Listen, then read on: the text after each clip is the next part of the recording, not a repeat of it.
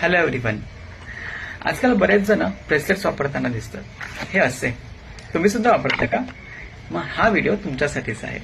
Yes, तुम्हाला माहित आहे का ह्या ब्रेसलेट्समध्ये वापरलेले खडे हे नक्की कसले आहेत? म्हणजे प्लास्टिकचे आहेत, काचेचे आहेत, फायबरचे आहेत, काय कुठले स्टोन्स आहेत? तर हे सेमी प्रेशियस स्टोन्स आहेत. हे सेमी प्रेशियस स्टोन्स वेगवेगळे असतात. तसेच ह्या प्रत्येक स्टोनची एनर्जी, व्हायब्रेशन, फ्रिक्वेन्सी वेगळी आहे. पण याच सगळ्या गोष्टींचा वापर करून आपण आपल्या आयुष्यातल्या बऱ्याचशा प्रॉब्लेम्सना सॉल्व्ह करू शकतो. येस, ऐकणं इंटरेस्टिंग.